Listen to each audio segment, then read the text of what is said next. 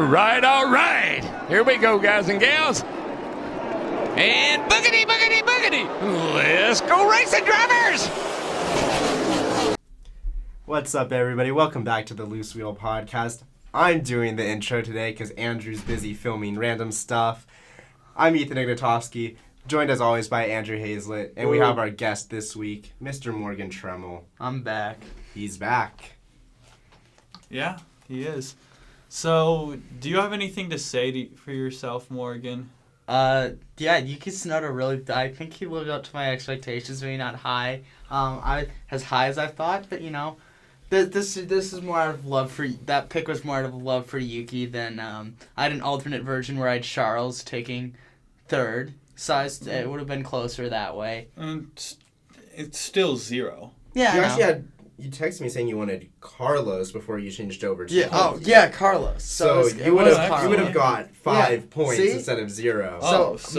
You kind of we are of course referring to our pick points from last episode. Some breaking news in the podcasting world, the Loose Wheel podcast world.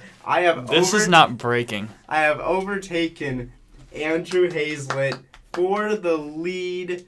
He's sitting at 83. I am far, far away at 84. Morgan's cheering for me, my number one fan. The guests are in ways behind. Are ways back in 59. 59. So they can't they can't catch up. Yeah, but since we're doing the podcast a little bit backwards at the start, let's go over the pick points last week since we're already here. Okay, sure. Morgan actually came away with the Martinsville Truck Series point, picking Taylor Gray to win. Taylor Gray did not win. Would have been his first career win in the Truck Series. He had a good, I think, finished third. Yeah, I believe he did finish third. Well. A few positions ahead of Corey Heim, who was my pick as well as Andrew's pick. He finished 6th, actually. Finished 6th. Okay, where did Heim top 10. Heim was 10. Okay. Heim actually earned more points than Gray because of stages. It doesn't matter. But that doesn't matter for our purposes. But Christian Eckes winning it all. Yeah, and then in the Xfinity Series, who won Xfinity? That Andrew? would be Mr. Eric Almirola. Eric Almirola. Yeah, that was not a pick for any of us. Wow. Myself and Andrew picking Chandler Smith. He beat out Austin Hill. And then this is what I'm really excited to talk about, the Cup Series. When we picked this, I told Andrew about a statistic, Morgan. I told Andrew that 3 out of the last 4 times Denny Hamlin has won a NASCAR Cup Series race, William Byron has turned around and won the next one. Yeah. Andrew dismissed it as a fake stat. Stats don't lie. You know who won the Cup Series race in Martinsville? Why don't you tell the people, Morgan? Would that be William Byron? It would be William Byron. Numbers don't lie. 4 out of the last 5 times Denny Hamlin has won a race, William Byron has won the next one. You dismissed it as a pseudoscience, Andrew. What do you have to say for yourself? I was just messing with the lights, so I didn't hear any of that. Oh, okay. Isn't that convenient? F1, Max won. Max doesn't crash, Max wins. That's how it rolls. Max's car doesn't blow up, Max wins. Yeah, basically. Checo's looking pretty good. That was his best weekend in so long. He's looking really solid, actually. He's been really pretty solid this year. I had the podium correct, then, just picked them all in the wrong order. Carlos. Carlos was third on that podium. He had a good race. With all that being said, shall we actually get into the reviews here? Yeah, sure. Carlos finishing third, Sergio second. So I walk away from that with 10 points. Morgan with 5 for the guests. Andrew with 7 for himself. Now we can get into the reviews. Okay. And now for last week's race reviews. Gotta tell the people the number breakdown. They want to know. They want to know the numbers. The numbers. Martinsville happened, and I will say, they was not a good race. With the new package didn't help. I think So from really 4 races in on short tracks, plus I'm not counting the road course of Circuit of the Americas, which also stunk. We are 1 for 4 in quality short track races this year, along with this package. So that's not good. Kyle Busch, I saw on some sort of press thing, gave his thoughts, but a lot of people are giving thoughts about different things to do that are more radical than what NASCAR seems to want to do. So that's what's in the predicament. If you want to know more about the technical stuff, that's not really my expertise. You can find that on the internet somewhere, but I'll tell you how the race went. Larson led all of stage 1, but in the caution after that, the 38 of Todd Gilliland left a wedge wrench in his car while leaving the pits, so that's a no-no. Don't know how that happens. You're doing the adjustment and the car goes while you're still doing the adjustment, and you let go because you don't want to get taken with the car. But Todd Gilliland, regardless, he had a good run at points. Stage 2, Logano took 2 tires. Bell had a wheel issue which caused a caution. His wheel was it was caved in, so it didn't turn. So that's kind of an issue. You have eventually later in the stage, Hamlin passed Logano and wound up winning stage 2. Stage 3, Elliott passes Hamlin on the restart. Then Hamlin repasses Elliott when they hit lap traffic. Elliott passed Hamlin in the pits, and then Byron passed Elliott. What happened was Byron pitted first, Elliott a lap later, Hamlin a lap later. What you guys call the undercut in Formula 1. Mm-hmm. I just pitting earlier in NASCAR. Still the undercut. Yeah, it's still an undercut. we just call it you pit earlier. We have fun words. You yeah. guys don't. Yeah. That's Penultimate. yeah. That's We what say penultimate a lot. We say penultimate. If you watch a Rick Allen race, the broadcast a penultimate race, you'll hear the word penultimate way too many times. When you think you've heard Such it a the fun penultimate word. time, he'll say it 2 more times. But anyway, Byron right. passed Elliott shortly after in traffic, or because Byron had a fast car.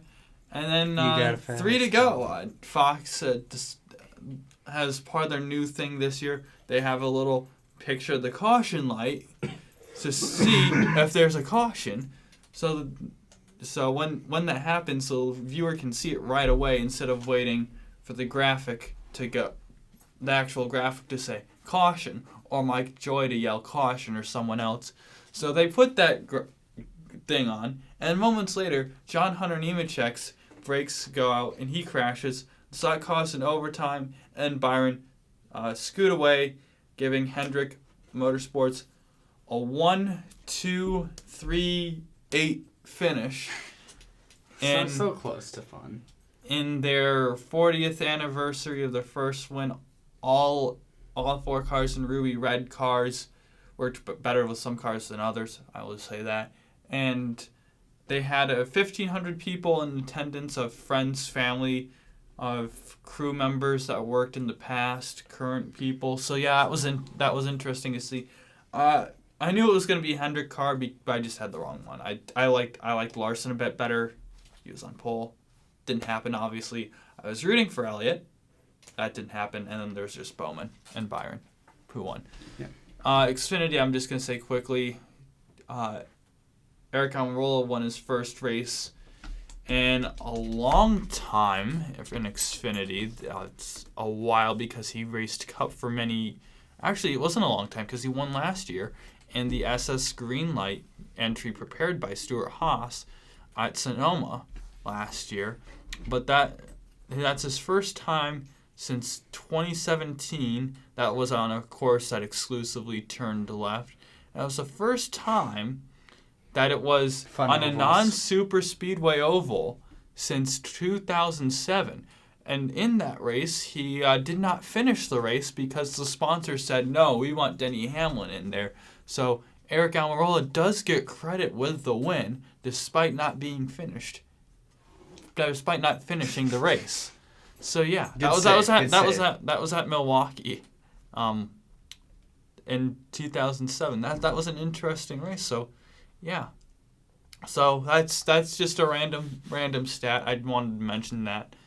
And then, like I said earlier, Christian Eckes, in not a title defense season, but a strong season last year, as looking like it promised that he'll have another good season this year in trucks. Ethan, what happened in the world in Formula One? You want to take it away, Morgan? Yeah, I can do this. So yeah, I watched this. This is a really fun race. I think it really surpassed the average Japan race in my opinion.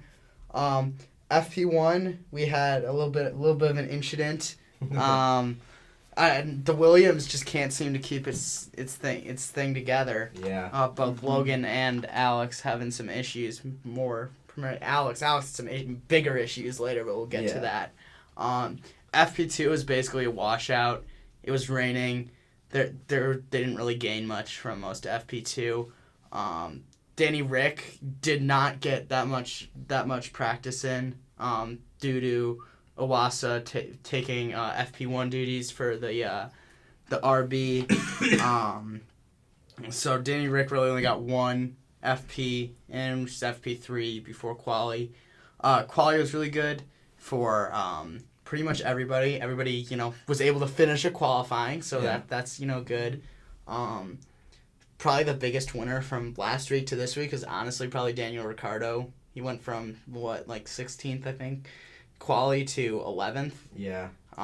For qualifying, so it's pretty interesting. But then the race was interesting. It was that opening lap incident between Ricciardo and Albon. It was a racing incident, but also Ricciardo, he has to know better. You can't cut to the bottom like that. Yeah, especially as a veteran driver in Formula One at this point. You can't be you can't have the excuse of, I wasn't looking at Albon. And the first opening lap, especially around that first turn, you should be looking in every direction.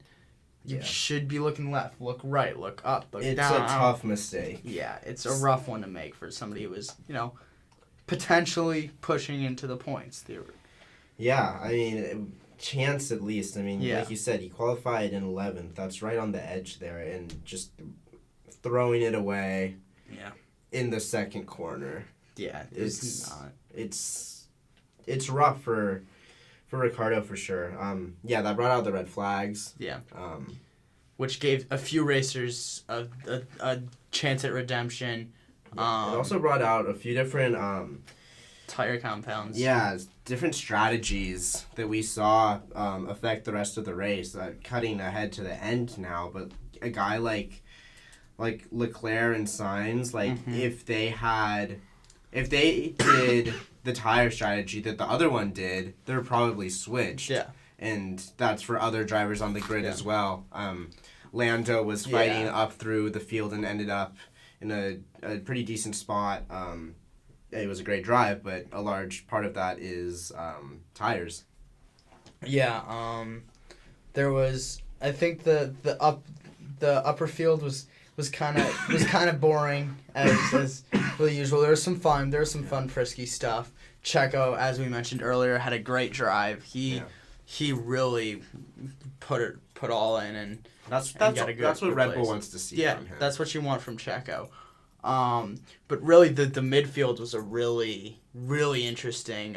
There's lots of moves. The Mercedes and McLaren and even the Ferrari all fighting against each other. Fernando Alonso in there as well. Definitely. It was a lot of good midfield racing. And then there was that little 5-car pit stop with Bottas, Yuki, Sargent, I believe, and then Stroll. And that was just some fun little shenaniganery to watch where RB manages to be the best of the worst there and get a really good pit stop and helping secure that P10 for Tsunoda. Yeah, and then everybody's going to talk about Williams. They're having issues. Obviously, they're out of chassis at this point, I believe, unless they, figure it out. But, yeah, that chassis is going to be... That's going to be an issue. Yeah, Williams is going to be sending their chassis back to Grove to try and fix up for China. That chassis has been through some roughness. Zhou has had a couple rough races. None of them really entirely his fault. He had 2 terrible pit stops, and then these last 2 races he's had DNFs due to a gearbox failure. This is something we've seen from Sauber, the pit stops specifically. Mm-hmm. They weren't as bad this week as in Australia, but it's kind of hard to get any worse than Australia. I mean, 30-second pit stops. We even heard on the broadcast. I forget if it was Crofty that said it or celebrating a 4-second pit stop. It was 8 seconds. Oh, is it 8 seconds? I don't remember who said it, but someone said 8 seconds. That's pretty good for Sauber, and it's sad because it actually is good for Sauber to have an 8-second pit stop. I saw on Instagram. I don't know if it's before or after the race, but Carlos Sainz's total pit stop time last year throughout all the races is less than Sauber's pit stop as a whole this year. That's ridiculous. Might have been Ted Kravitz who said. They really need to figure. We can't be celebrating 4-second pit stops. Yeah. Much less 8 seconds. They need to figure that out. The Daniel Ricciardo drama. It looks like we're on pace for another Nick DeVries if he can't figure it out. I mean, there's rumors that Lawson is looking to take that seat. Yeah, and we talked about that. That's something that's really realistic. I mean, everybody wants Lawson. If you're not a Danny Rick fan, you kind of see Liam and you're like, that's a guy who deserves a seat. Yeah, and he has potential. He's young, hungry. Yeah. Daniel's just he doesn't seem to be like he's just not going through the he's going through the motions. Yeah, exactly. He's just very much going through the motions. If he can, I want to see Danny Rick do well. Like if he's racing, I don't want him to fail, but he really needs to just get his stuff together. Yeah. Mm-hmm. I think he either gets it together over the next 2-3 races. China's going to be a great opportunity for him. He's one of the only so just a quick preview to China. I know it's 2 weeks down the road, but over half the grid, I believe, has not raced on the Chinese Grand Prix. Yeah, it's been 5 years since we've had a Danny Chinese Rick Grand Prix. has some experience on that. That's going to be a big opportunity for him. If Yuki can finish ahead of him again in a race that Yuki has on a track that Yuki has zero familiarity with. Yeah. That's I think that might be the final nail in the coffin for Ricciardo. It could be. I mean, because like you said, like if Yuki's never raced there, and of course, Ricciardo hasn't raced there in a minute either because no one has, but he still has that experience. Yeah. So it's a big deal, and Ricciardo's done pretty well at China before. He has a couple of P4s. He has a win there, so it's a track he does pretty good at. Yeah. When one of your 8 wins in your F1 career is at that track, there's going to be some expectations. So. Mm-hmm. I think it's more like a quarter of the grid, not half of it, Morgan. That hasn't been to China.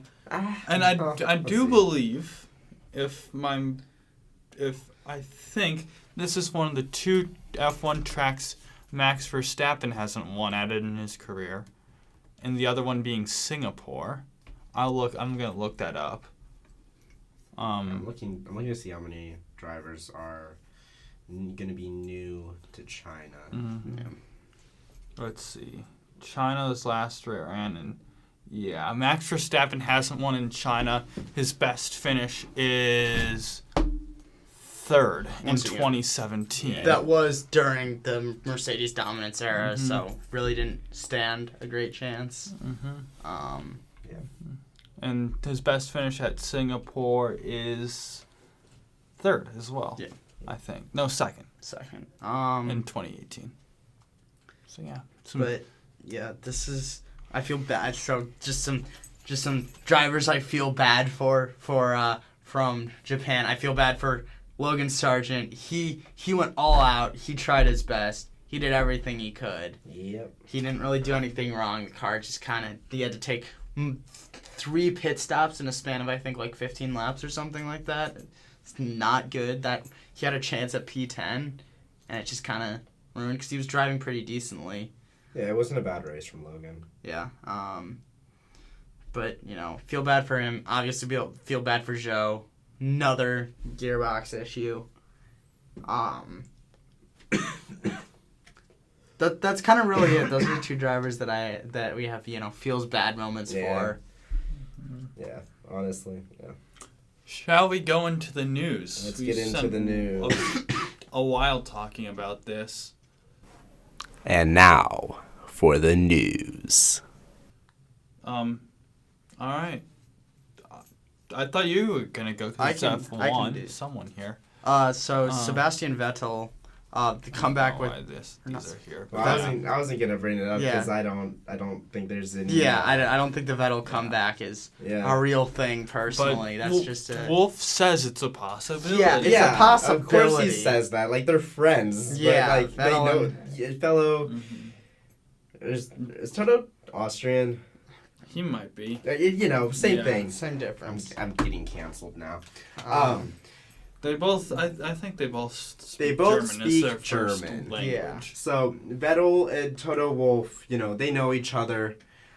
There's that relationship there. Of course, Toto Wolff is gonna say it's a possibility, but it's really not. The last time we saw Vettel in F1, he didn't perform that great. Yeah.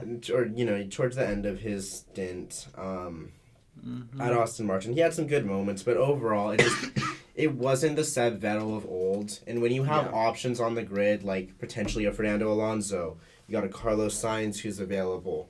Yuki Tsunoda, he's gonna be if he keeps performing, if he keeps getting P10s, and when you have a Fernando Alonso and you have a Carlos Sainz available on the grid. I mean Checo. Yeah, if Checo gets replaced, Yeah. I mean, If there are yes. options ahead of Vettel for Mercedes to go.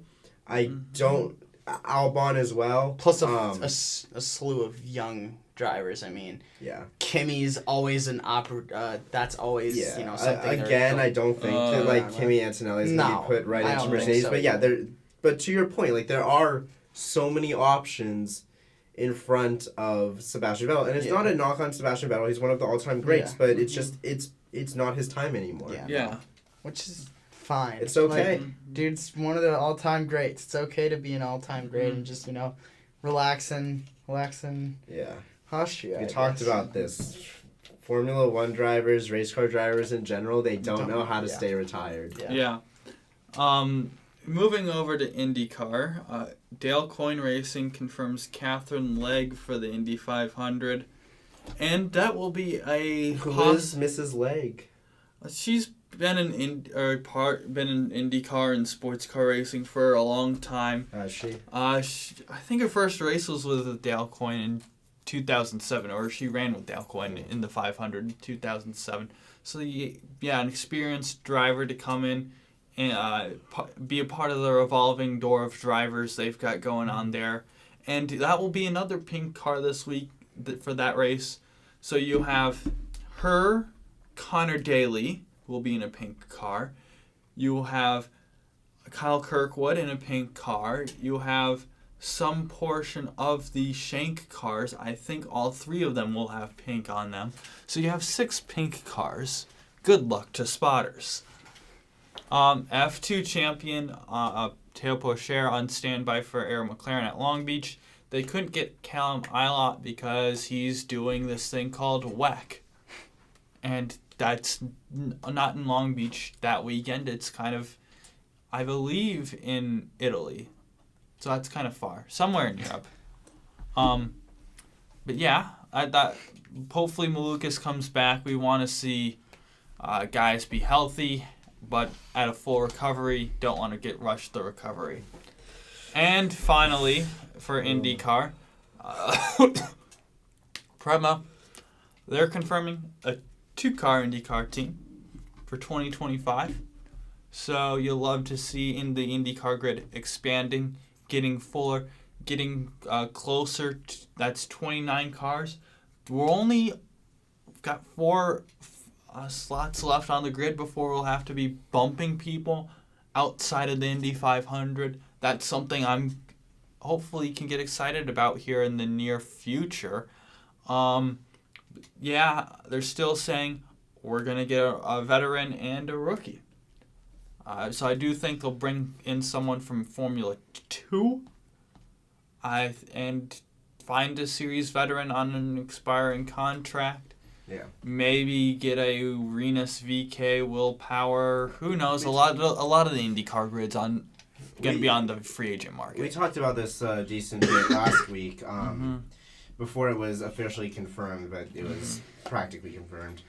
Like I said then, I think that Callum Ilott is a serious contender for one of those seats. He doesn't really have, a set-in-stone future. He's kind of just going with the flow. And like I said, Prema and Callum Ilott, they have worked together before, not extensively, but they do know each other. It really seems like a match made in heaven. I wouldn't be surprised if they had two... if they partnered Callum Ilott up with one of their former F2 or F3 drivers instead of going that veteran route. I think it probably would be smarter, especially since they're going to be a new team. But I really wouldn't be surprised if they just went pure young talent and kind of just rode with that. Yeah. We'll see what happens. It is really interesting, though. I love to see Prema in IndyCar. That's going to be really fun. Yeah. And it's another addition to IndyCar where it's just the more you can have up until the part where you start booting, the better. I mean, you just want to get really the more the merrier. Yeah. It would be interesting seeing cars go home every race. That would be interesting. I'd like to see that, but it's still you need 5 more cars for that. Not going to happen probably any time in the short term. Yeah. Outside the 500, which I mentioned already. There's the new iRacing game. They're the iRacing team for the console. The team back at the shop, hard at work on an all-new NASCAR experience coming to console in the fall of 2025. Which that would mean it's 4 years since from the last game to what is this game. Not good, not a gap. And really 5 years since the last playable game. So, because NASCAR 21 Ignition was somehow a step down from what NASCAR Heat Evolution was as an opening to a series, and I thought that was pretty terrible. But somehow they made it worse. But yeah, that's all I have to say about that. And hopefully once the first title is released, they can get they'll have updates and new games coming with the start of the season, which would make more sense for them. Okay, new season. Once all the teams get announced, let's get the game rolling sometime around the Daytona 500. That's what I would want to be doing if I was them. Ideally, what you would want in that situation is you either, if you're not going to release a new game every year, which probably doesn't happen, you have continuous either hopefully free updates, but realistically they'll be paid updates. Yeah. That's not going to happen. You pay, I don't know, $15 for the new cars, the new teams, the new drivers, and any minor bug fixes that they're planning on putting in, and just try to get a better game out there. For sure. Daytona 500, because I know with the NASCAR Heat cycle that was all in October, November. No, not November. It was September, October time. And then they had Ignition come out the next year in May, I want to say. So yeah, that was something interesting. Hopefully we'll get back to the EA days of 2003, 2004, 2005 that everyone talks about. I'm just hoping we get back to the EU10X games. I don't know how it's pronounced, but hopefully we get when we had NASCAR the game Inside Line. That was a solid game, low key. But yeah. Anyway, Austin Hill set for 4 Cup Series races with Richard Childress Racing. I'm guessing this is going to happen because the Brody Kostecki thing with Ibarus is not going to happen. Probably because I know they didn't start the season together, and they were supposed to be doing this 4 or 5 races this year in Cup together with help from Childress. I'm guessing that's not going to happen. So they have Austin Hill in there for 4 Cup races. We'll see how he can do with those. First one being Texas. So if he can run out Austin Dillon, that's the goal, I would say, is because Austin Dillon's been terrible the past couple of years. We'll talk about Austin Dillon now as Justin Alexander taking over as crew chief of Austin Dillon. Replacing arguably the worst crew chief of all time in Keith Rodden, the man who broke Casey Kane. Casey Kane reference. Yeah, but yeah, he was not very good. He's been mentioned. This is Alexander's 3rd stint with Austin Dillon. I think he's wanted to retire the first 2 times, but he just couldn't because everyone else they get is bad at their job. So yeah. Denny Hamlin and Marcus Smith had a beef on Twitter about how the Sonoma repave, there was a hole in it from IMSA driver Corey Lewis's Instagram. He posted that. And then Hamlin said, at SMI does cheap repave. And Marcus Smith said, oh, no, we don't. Those who don't know, Marcus Smith is the CEO of SMI, who owns about half of the NASCAR schedule in terms of tracks. So yeah, that was interesting. And then they reconciled, which that was just a random beef that you didn't expect to see in 2024. Stuart Haas is reportedly selling 2 charters. The buyers, that makes sense to me. Trackhouse, they're probably going to get one. I could see them possibly going for a second, just because they have SVG waiting in the rings and Zane Smith being farmed out to Spire. I don't think they're going to want to expand. Justin Marks has said 3 is the perfect number to have as a Cup Series team. They have 2 already. I think they're expanding. The other team I think is most likely, as the people around me die of cough. They're not dying. I'm sorry, we're sick. We all are. 2311. They've talked about expanding the pass. That's what Hamlin said. I could see them wanting to do it. I think they're the next most likely team. With them, it's unclear who would be the driver. Maybe you you might go someone currently in the Cup Series, or you might say, okay, with the way Chandler Smith has been driving this year, with 2 races, maybe he gets the call up. If he continues this, I don't think he's ready yet, but if show me at the end of the year, you might say he's ready for Cup. Or possibly, I wouldn't want to do this. They call up Corey Heim all the way from Trucks, which would be a bold strategy, but I don't think it will work. Also, you have RFK Racing. They've said they've wanted to expand now that Keselowski, ever since he's gotten there as an owner, become the K in RFK. I don't know who they'd go for. Really, anyone's on the table that they can get. They don't really have a feeder team in Xfinity anymore. So that, and no real prospects are for Ford. With all due respect, your most ready prospects are Riley Herbst, Cole Custer, and Haley Deegan. That is not good. Deegan? Yes, Haley Deegan is their 3rd best Ford driver that they have in the pipeline. considering Cole Custer in the pipeline is an interesting thought. Ryan Sieg really not.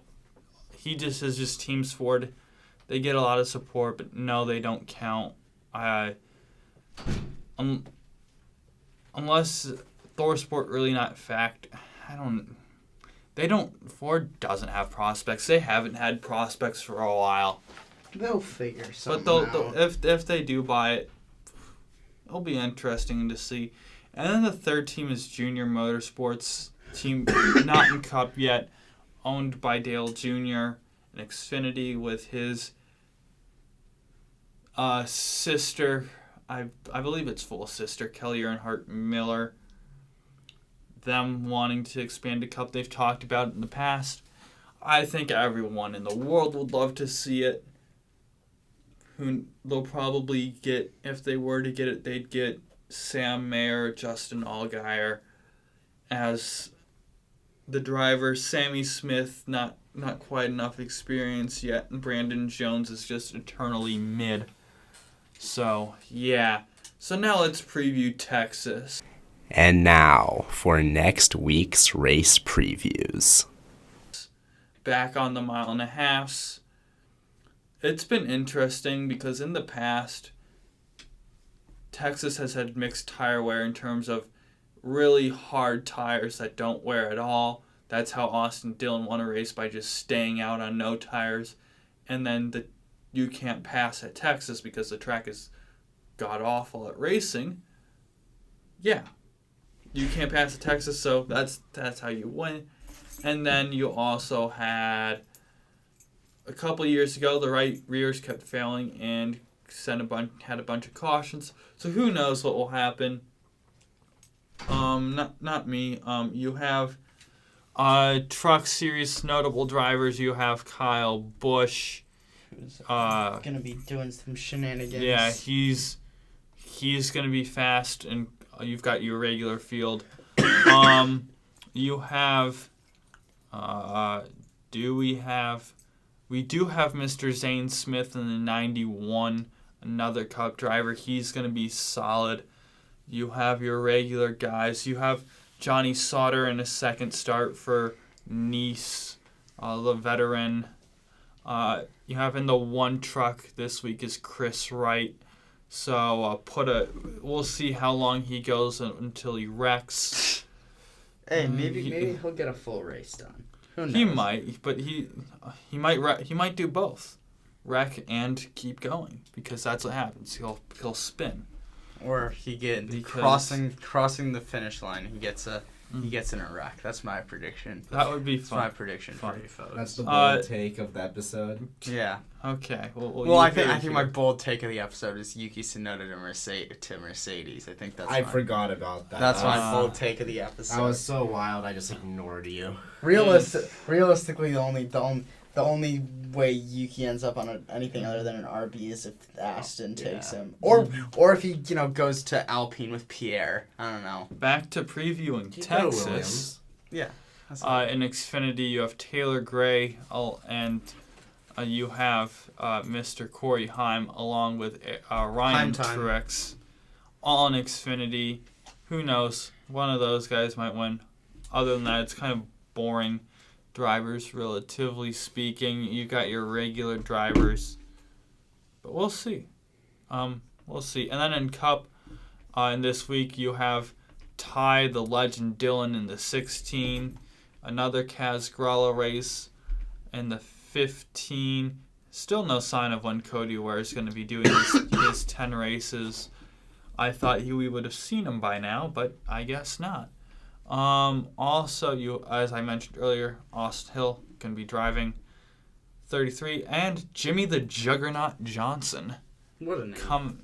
Coming in on the second of his 9-race schedule this year, along with all the 34 full-time drivers. That being said, gentlemen, yes. Are you ready for picks? Yes. Yeah. And now for next week's race picks. All right, trucks. Morgan, guests are in last. What are you going to do to pull him closer to second because you mathematically cannot catch second place this week. Right now, the strategy for guess is we're just going to go for safer picks here instead of trying to go all out and do some risky stuff. So I'm going with the Kyle Busch pick in trucks. I think it's safe. I think he's going to be fast. I think I can just gain some points. Get us out of this little slump that we're in. Yeah. And just get us a little bit ahead here. Yeah, I also picked Kyle Busch. I don't know if I love, picking drivers who drop down to series that they don't know how to race in.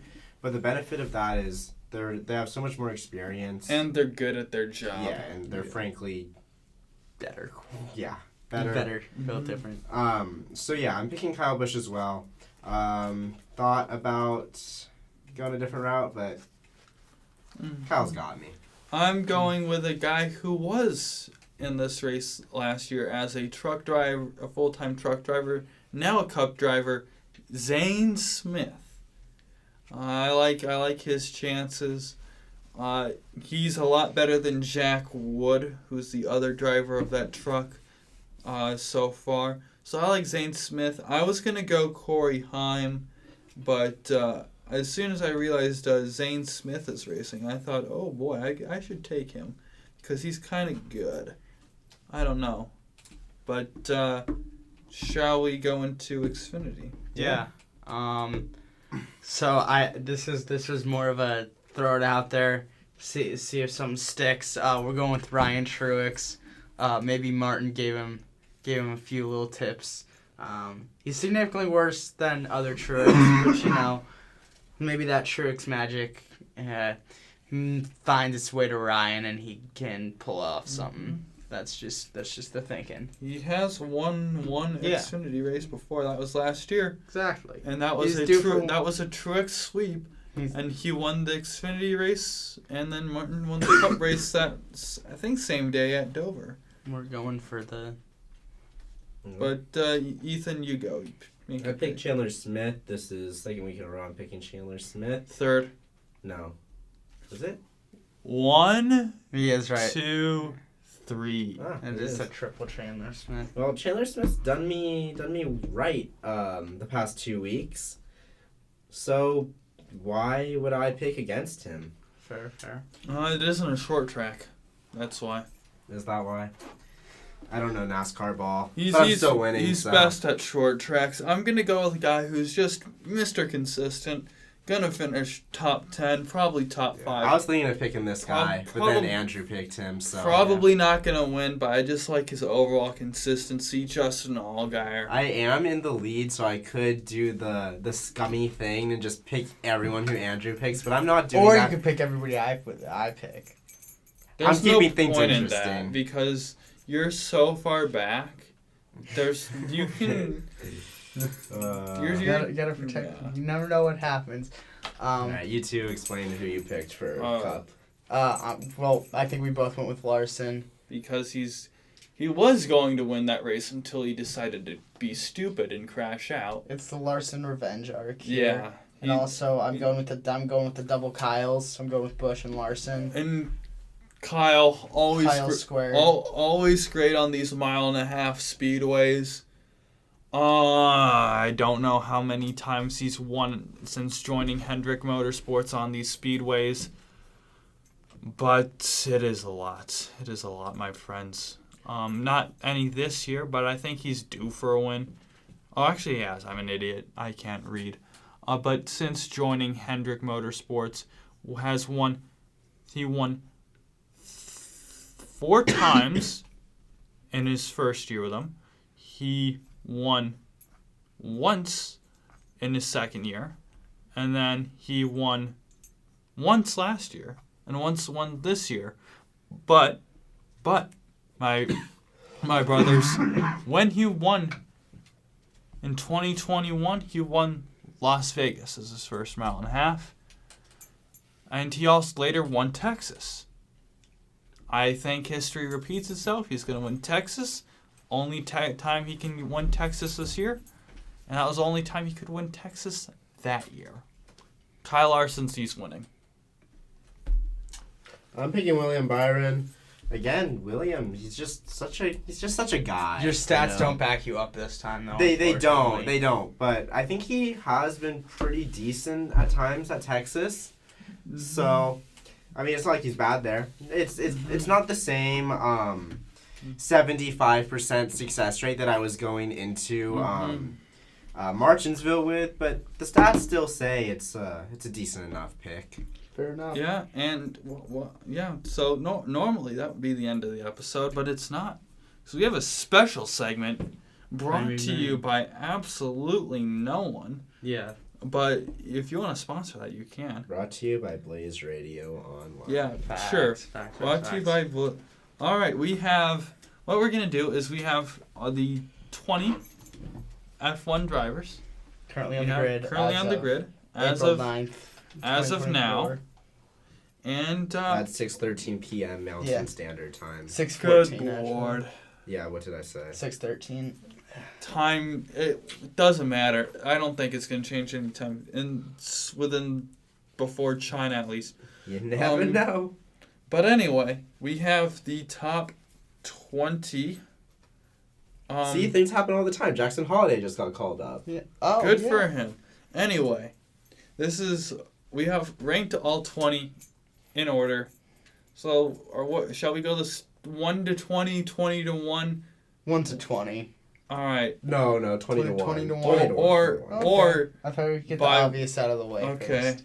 Oh, the 20, obvious 21. on the backside at Well, least. there is an obvious on the backside too. I'm gonna go.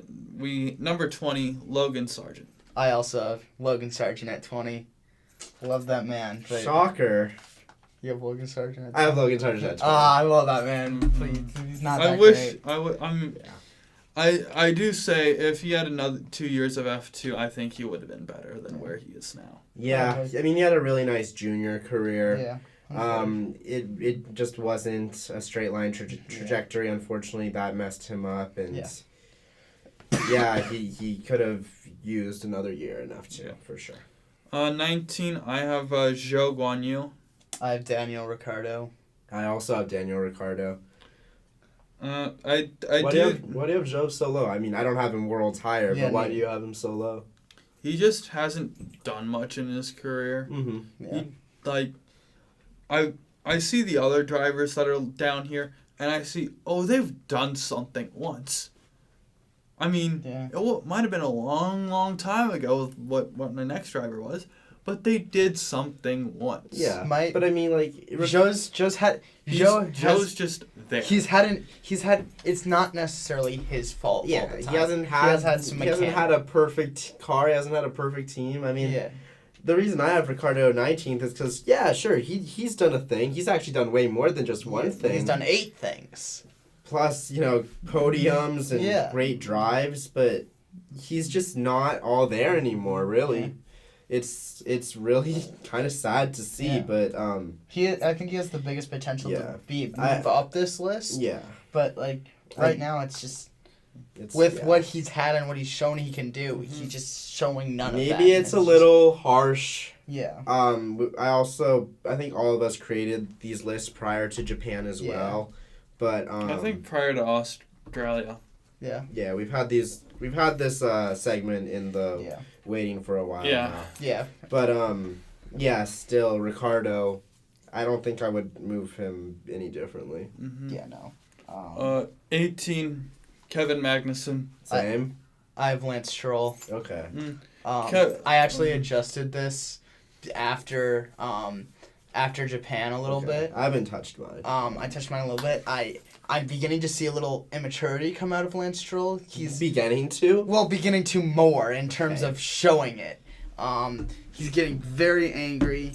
And it's just levels of where it's like you're not doing. Like, you're with Fernando doing so well and you doing so poorly. It's really hurting the team of Aston Martin. And you have a car that's decent, at least. We know it's decent. I would go up to good. Yeah. And you're only 3 points ahead of Yuki and Ollie Behrman. You're 4 points behind Ollie Behrman, who's had one race. Yeah. Fair enough. But the reason I have Magnussen is because although he does have, those drives where it's really impressive, he's extremely inconsistent. Yeah. Which I do hold that against him. Like I had him finishing finishing above Hulkenberg in this year's standings just because he has those random drives, but the consistency isn't there for him, which I have to knock him for. Very much makes sense. Again, Magnussen hasn't done much recently, but he did do that pole award once, so that's why I have him above Joe. At 17 for me, I have Lance Stroll. I have Kevin Magnussen. For 17, I have Zhou Guanyu. Yeah. Okay. Yeah. We've all said how basically these people are mid. I don't feel We've like explained how we Yeah. feel about these guys. I've K-Mag a little bit higher, once again, because of those random races. Why I have him above Stroll is there's random races where he does show good driving and brilliance. I'm making quotations. You can't see it, but quotations, brilliance. And also, Haas's strategy has been a lot more sound this year, and that's kind of helped propel him a little bit.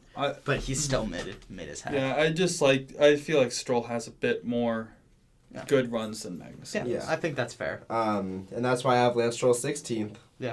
16th for me, Valtteri Bottas. I have Zhou Guanyu. Yeah. Lance, I mean, he can do things. We've seen him do things, but also that immaturity that you talked about, Morgan. He's at risk for losing his seat in any other situation other than the one he is currently in. He's lost his seat by now. Yeah. He's racing out of his league. He would fit perfectly in a Stake or a Haas. I think he'd be at least, there'd be way less heat on him. But because of the situation where Lawrence Stroll is the owner and Fernando Alonso is doing so good, it really hurts him. Yeah. I'd like a nice steak for dinner. 15th, I have Valtteri. I also have Valtteri. Yeah. I have Ricardo. I just saw the recent run at Mexico last year where he almost got a podium and said, that's enough to put him above the rest of these guys. But Daniel and Valtteri both washed, both on their way out. Have fun. I know Valtteri is. Valtteri has entered his Kimi Räikkönen, this is more of a hobby era. And I respect it. His finish... I don't give a bleep. Yeah. Even though he's Australian now. Yeah. He's still got that Finnish blood in him. True. Yeah, he's the best of both worlds. Yeah.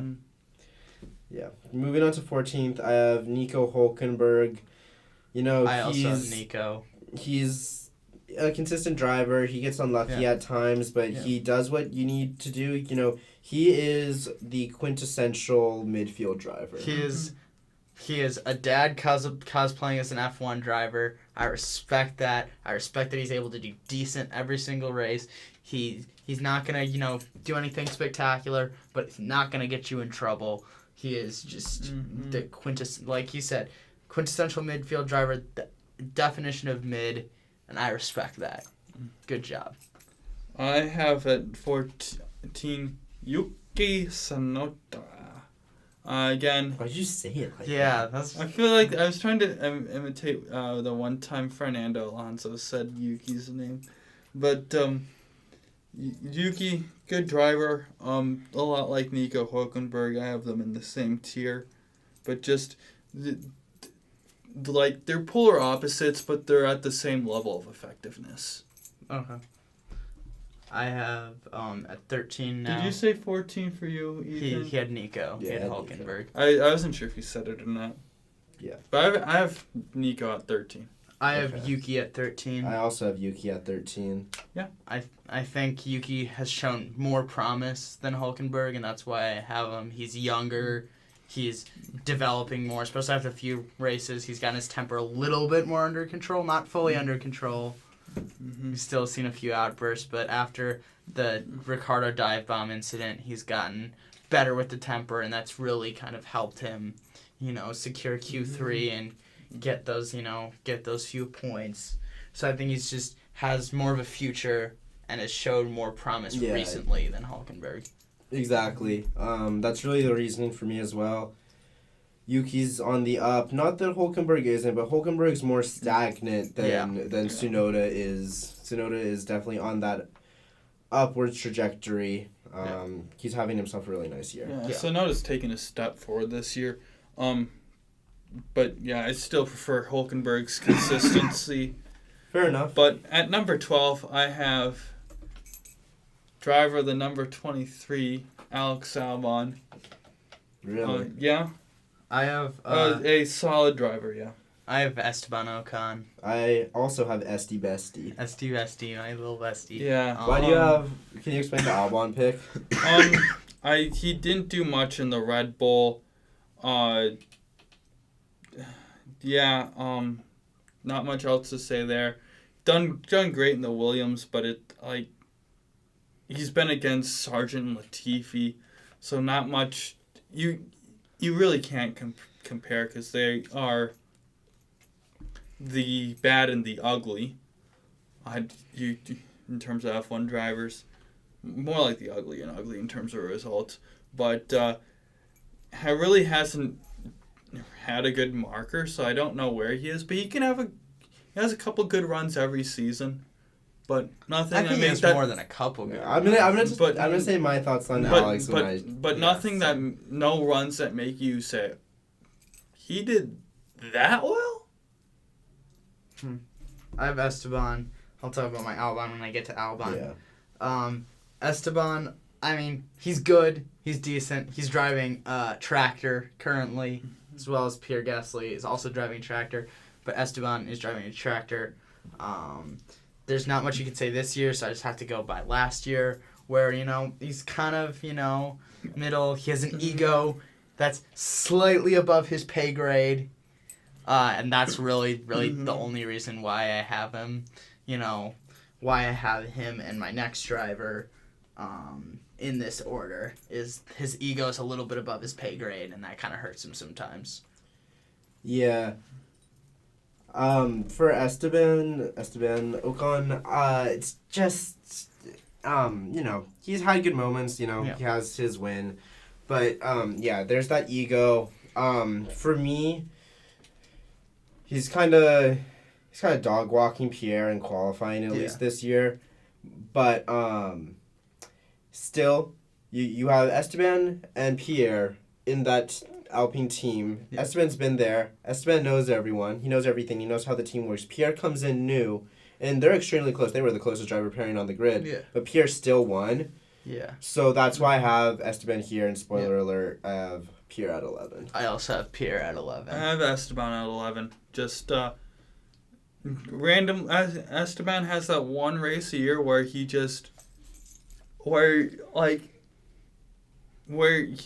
surprises you. Albon has multiple runs where you say, "Oh yeah, that's not surprising," but Esteban has that next level drive. One of them a year. Last year it was Monaco.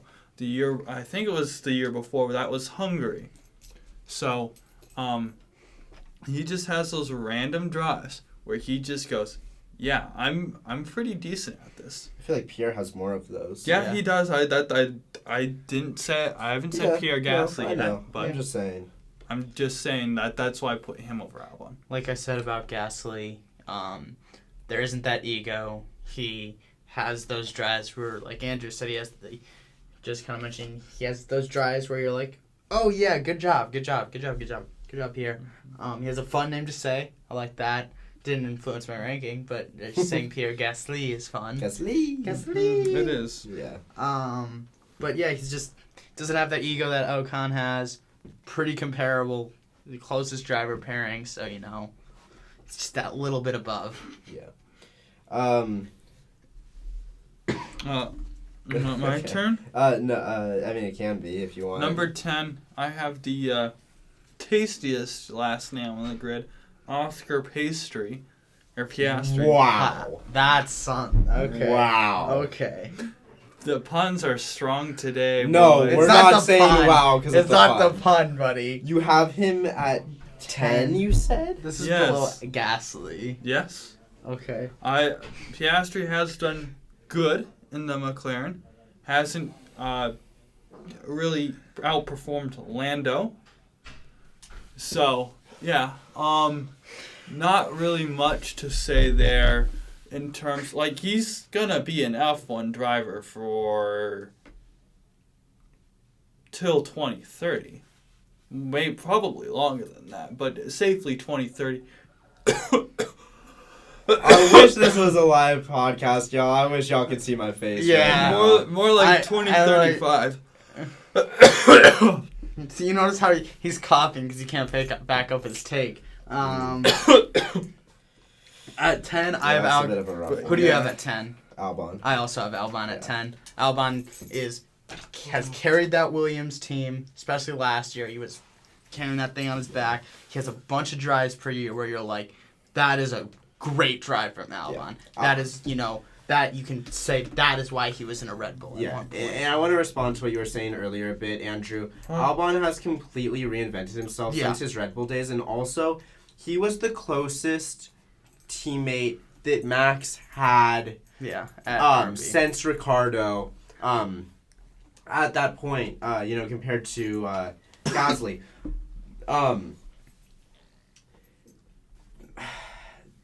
Alex? Albon is a completely reinvented driver, and he had, like I said, he had moments where he was very close to Max, and he was honestly doing really well in that Red Bull until he had his confidence straight. He was going to win in Austria, and then they had him.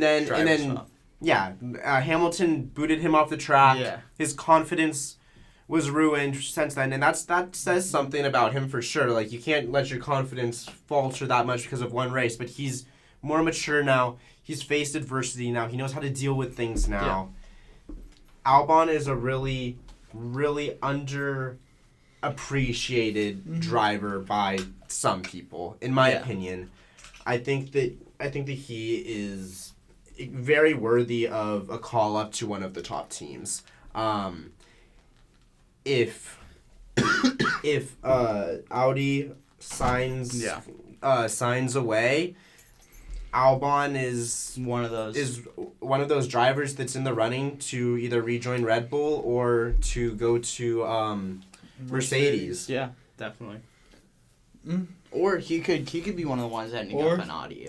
Or he could stay at Williams. Or he could do that, and that's probably what's going to happen. That's what the contract says, but who knows if that gets voided. Yeah, it's F1 contracts. F1 contracts don't mean anything. Yeah. I think that Albon could even rise up this list. Yeah.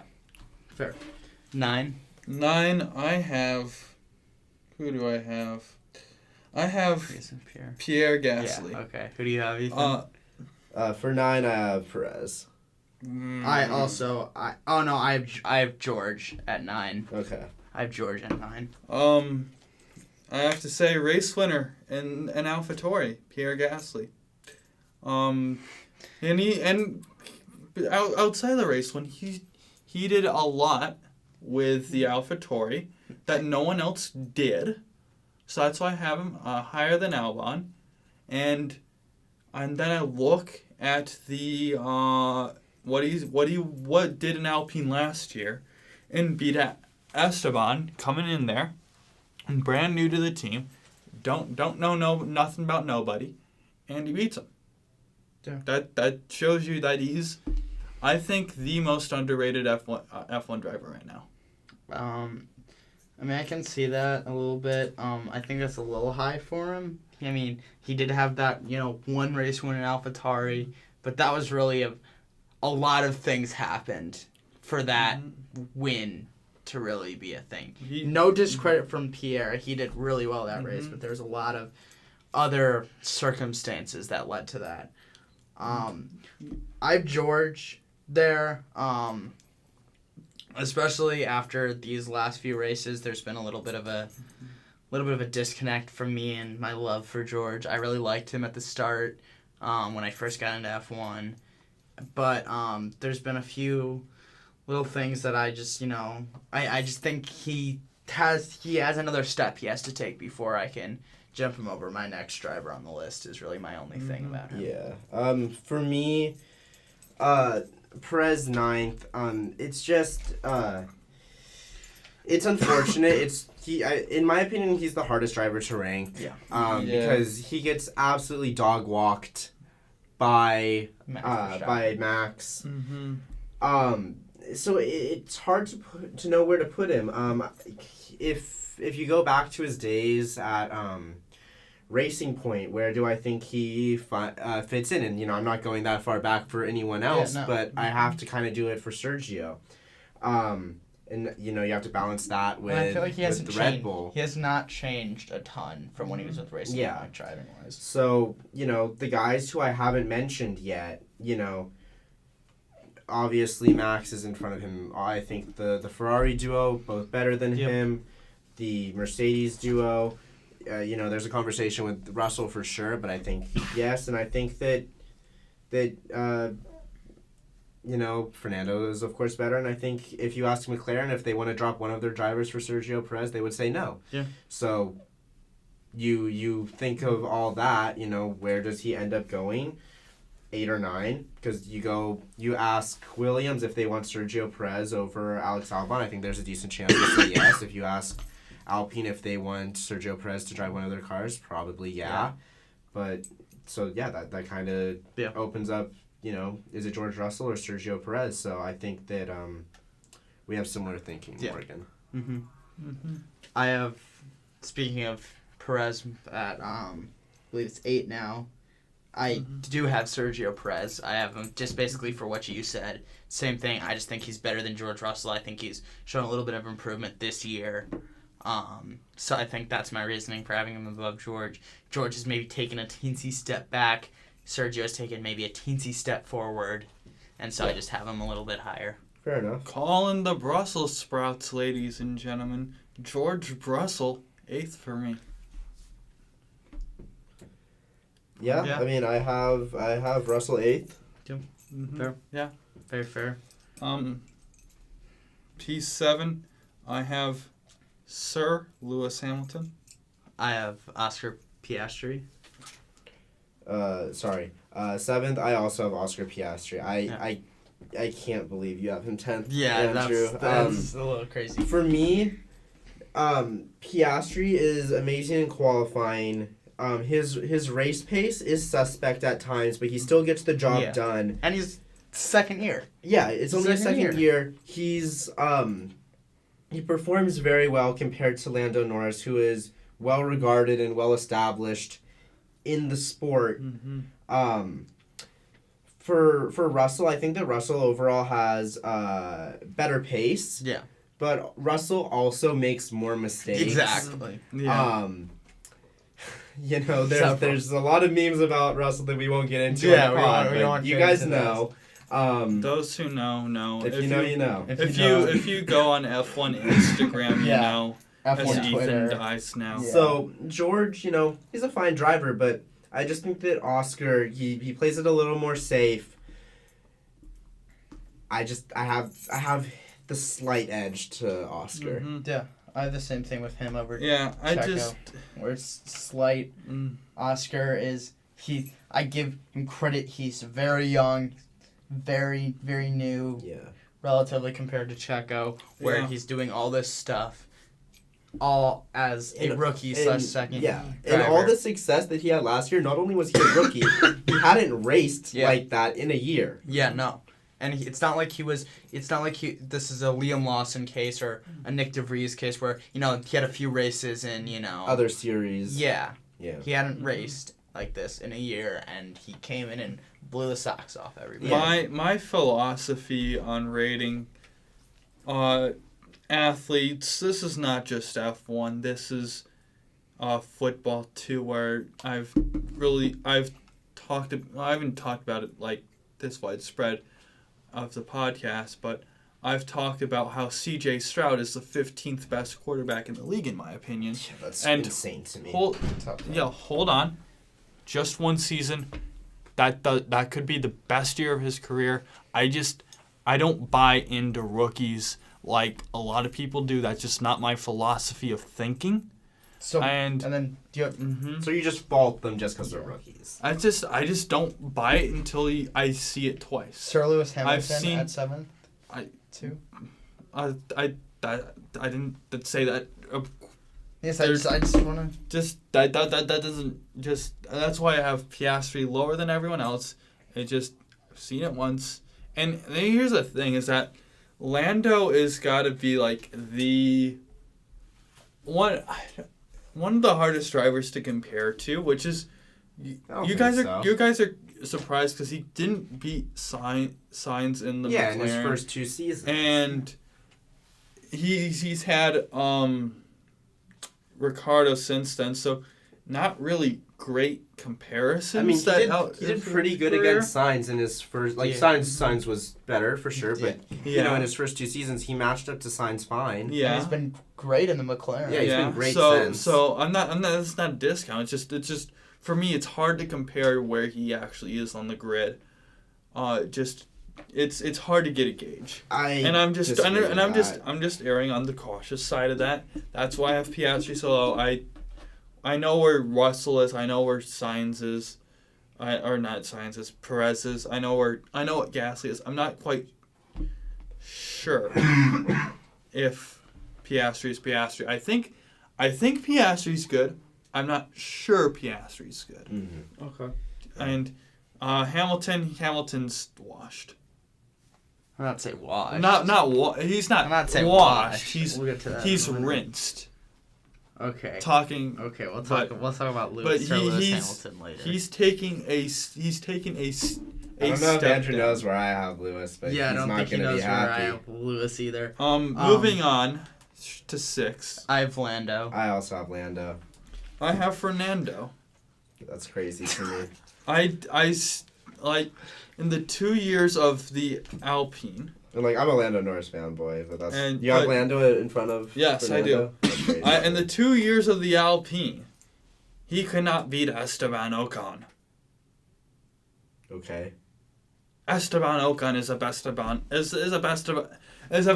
I can't speak. He's beating Lando Norris in an Aston Martin right now. That's what matters to me. That was his first 2 years entering back. And I'm pretty sure one of those years, the second year, the only reason he lost to Esteban is because, it wasn't enough of a points difference to, actually mean anything. Mm-hmm. Yeah. But that's still, he's great. He is, he's at the bottom of his tier, but he is in the second best tier. And spoiler, I put Max Verstappen at 1. He's in his own tier of racing right now. So he's a part of the next group. I think he's just at the bottom of that. Yeah. So, that 2020 what was it? 2022 season. It was as everyone dies around me. It was Esteban 8th with 92 points, Fernando 9th with 81 points. Esteban had 2 DNFs compared to Fernando's 5. Yeah. So DNFs. You can't it doesn't mean anything. That doesn't mean anything to me. Yeah. I think what he's doing right now in the Aston just is it pretty much eliminates what happened those 2 years where he was on his comeback tour. He did surprise me last year in the Aston Martin a lot. I'm like, oh, maybe he's not where I had him where behind Gasly and all those guys. Well, that's where I thought he was after the 22 year, but now he's taken a step forward. That's just where I have him right now. He's a very great driver who is if you put he's a solid number 1 driver that any team, well, not any team, but most teams on the grid would want to have. Yeah, I think he's a little more than solid. But for me at number 6, Lando Norris.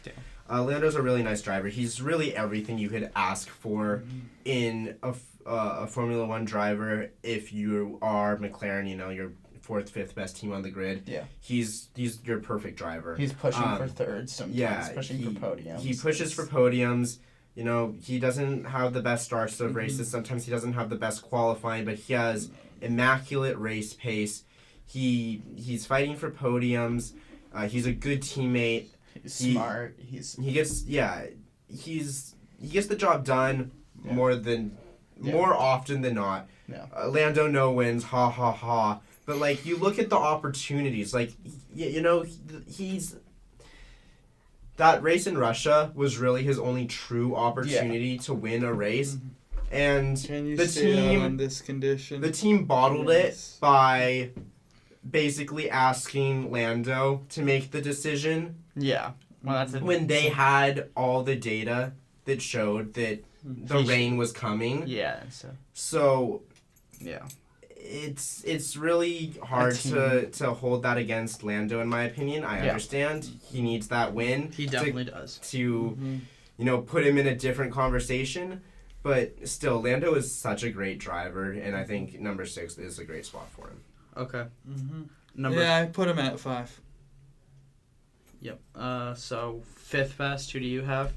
I have Carlos. I also have Carlos. Yeah. He's definitely getting closer to the 4 than he is to the 6, I think. For sure. There's a gap between Oscar and Lando, but there's also a small gap between Lando and Carlos. I think Carlos really has the potential to keep climbing if he continues to be this consistent, this good. Appendix, that was weight reduction, baby. That was a really crazy what he did. I could easily see him. He's really fighting around this my second tier of drivers that I have. He's the from here on out, it's really Sainz is really only gaining on everybody else. Yeah. And I have Charles 4th. I'm sorry, I just need to say this. Those two guys are very close. Yes. But I'll let you explain your 5th. I don't really have much to say. You guys all hit the head on Lando.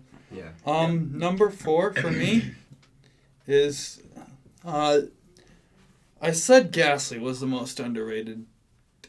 This kind of goes with it, but this guy's the most overhated driver on the grid. Sergio Perez. Won in a racing point. Yes, I know it was a racing point, but it's still a racing point. He did a lot then. It's an amazing drive. Yeah. It's one drive. That was the cherry on top of the ice cream sundae of great drives. Analogy's getting strong today. Sure. He's been a number 2 driver to win in a Red Bull. Yes, I know the Red Bulls are way better, but he's still finding ways to beat Max Verstappen. Yes, through Max DNFing. The 3 races that he won recently. Singapore, Max didn't DNF. I don't know what he was doing. Max didn't DNF that year. Singapore is the only track Max is bad at. Yeah, Max is actually garbage at Singapore. Last year, it was... Right, he's won 3 times compared to Max's a bajillion. But he's still won. Just he one still Max has, DNF then. He has still when Carlos won in Australia, that is when Perez needs to win. Yes, not be off the podium. Yeah. That is the perfect drive to explain why Sergio Perez is not 4th. Yeah.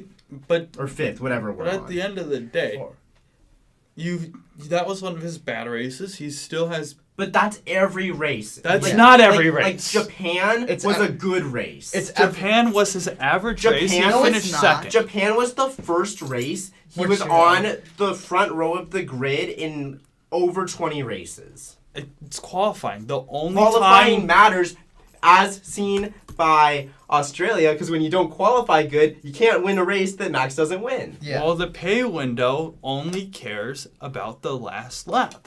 That's what matters most at the end of the day. And if you don't qualify good, you can't be in a good position for the last lap in this era of Formula One. That is true, but I see second, 5th, which, bad race. Bad races happen for Occasional, everyone on occasion, and then second, 3 seconds. Now do That's the, all now I do the need. time differential. Yeah, if one of those I don't think, are any of those within 10 seconds? Maybe Japan was. I think don't Japan might have been 11. If you lose by 1 inch or 100 laps, That is a dumb analogy. it's still the same amount of know. points. It counts the same on paper, but it doesn't count the same in the analytics. Yeah, the pay grade doesn't. It's Whatever. the money. We've already explained our the opinions on point Checkouts. of the matter is he's still second in points. Boom. Yeah. Anyway, I have Charles fourth ahead of Carlos. Like I said, they're very close. Yeah, I agree. Is Ferrari gonna regret dropping Carlos? Maybe, Yes. maybe. We'll see. It's too early to tell. Yeah. I mean, we'll see. But like I said, they're very close. I know that you point to Carlos capitalizing on like Max's mistakes more often than Charles. It is unfair, kind of. I never because said yet. you always say that on the podcast. Yeah, you've said No, that. not today. Yeah, you haven't said it today. You've still said it before. Yeah. Spoiling it. It's not a spoiler. Everyone that listened, all 5 listeners know how you Yeah. feel about Carlos. Shout out Sainz. Jim Tremmell. Shout out Yes. Jim Tremmell. Shout if you're out, still Mom. listening an hour and 20 minutes into this, you are an absolute legend. I also have Charles, But by yeah, the way. Charles has a higher potential than Carlos. We know that. His issue is that it seems like recently he has had some pretty massive duds in qualifying, and if Yeah. I'm going to talk about that being a reason that I have to, I guess, speak badly about Perez, I'm going to mention it for Charles, but Charles still has the pace advantage. When he nails qualifying, his fastest qualifyings are still better than Carlos. And like I said about Japan, the only reason it was Carlos instead of Charles is the strategy. It's a bit of a nothing there. Yeah. Charles is still the number 1 in that team. Carlos is extremely close, but I probably didn't do my best version of explaining why I believe Charles is ahead of Carlos this episode. I can help. But you've heard me in the past. Charles is his highest are highers and his lowest are maybe slightly lower, but they're not as distant from Carlos's highs as his highs are from Carlos's highs. Is the way I will put it. Is that at his lowest he's maybe a little bit slower than Carlos's lows, but at his highs he's significantly better than Carlos's highs. Yeah. That's my reasoning. But it's very close still. Yeah. Moving on to 3. Charles Chuck Leclerc. Sir Lewis Hamilton. Sir Lewis Hamilton. Shake hands. Lewis is not washed. I refuse to believe that. In the year that George beat him in Mercedes, Lewis had an experimental setup for half the year. Yeah. Lewis has an experimental setup this year as well, I believe. Yeah. And last year, Lewis absolutely demolished, Last destroyed, I was gonna whatever crazy adjective you want. He did it to George Russell. I was gonna say that's my whole explanation. Yeah, and I don't think 2023. I don't think Hamilton's heart is in it this year. No. Next year, in that Ferrari, I expect a great battle between him and Charles. Yeah. It'll be a good reevaluation of Lewis next year, I think, where we'll be able to say, is he getting a little bit... That's fair. That is very fair. The experimental thing, the fact that he's not an experimental, he is absolutely crushing George Brussel Sprouch. Yeah. Eat your vegetables, kids. Eat your vegetables. Good life advice. At number 2, I have the second best driver on the grid. Period. Carlos Sainz. Flat out better There's than... no period there, like maybe a comma. Yeah. Semicolon. Yeah. Question mark. No question mark. Probably a question Slash. mark. Probably a question mark. Not front slash, not backslash. Backslash. Definitely Front slash, because that's funnier. But at the end of the day, I like Sainz. One more recently, a lot more consistent. Beat Charles when he came in that year to Ferrari in terms of points. Okay. And he also finished more often. But Yeah. okay. Well, you gotta finish to get. Well, Sometimes it's not when your fault. car explodes. Well, his car didn't explode that season. The two, he might have, but he had a couple crashes that year. He had a couple I am stupid moments. He did. Which is his problem. Stupid. He has Stupid. way too many of those. Yes, he's fast over one lap. He might be the fastest guy over one lap, but that doesn't mean anything at the end of the day because It really doesn't. though. That isn't what gets you paid. It's finishing the races and finishing them first, finishing them second, finishing them third. I think it's more P2. I think Charles is more P2s than Carlos. But at the end of the day, I'm taking Carlos Sainz every time. We've already done his- our yeah, our Hold on. His highs are just as high, I think, but even higher. No, that's just not As- true. That's As- just wrong, dude. That's just like, simply untrue. No. Just womp. Great argument. okay, Wow. cool. All right, shall we say R2? But hold on, I'm not finished here. But you have the highs that are just as high, if not higher than Charles. But he doesn't have Charles's lows. That's what's great about it. At the end of the day, I'll take the bad being a fourth place instead of a crash and burn. What are you talking about? Like, yeah, he is more consistent, but like, he's still had stretches of races where he hasn't like been there, and like Charles has, like, his lows are not necessarily higher than Charles is. Charles is more inconsistent, but I still don't think like the lowest point, like. I disagree on that. Okay, here's R2. 3, 2, 1. Fernando Fernando Alonso. The second best driver on the grid. Clearly, easily. if you say otherwise, I literally don't know what to say. Yeah. What he is doing, because here's the thing with Lance Stroll. Like, yeah, we had him ranked towards the bottom because he is a bad driver, but we also know who he is. So when we can see how good Fernando is doing compared to Lance Stroll, it is mind-boggling. Yeah. He is racing at an insane level. And Lance Stroll's bad, but he's still, like, decent. He's still a respectable like, driver. If like, he was a bad F1 driver, driver, he's still a great racing Yeah. driver. Like, let's be real here. He's a bad Aston Martin driver. He'd be a decent, Alpine, decent stake. He'd be decent in those teams. Maybe a little I below disagree. decent. I don't think he should be an F1, but like, he's still a good racing driver. Yeah. We know who he is, so therefore, we can compare Fernando's greatness to his whatever it is you want to call it. I still look 21 and was it 2022? It's not. Where- Yeah. But he's not the how same. can Esteban you? Ocon. Not close. Yeah, how can you?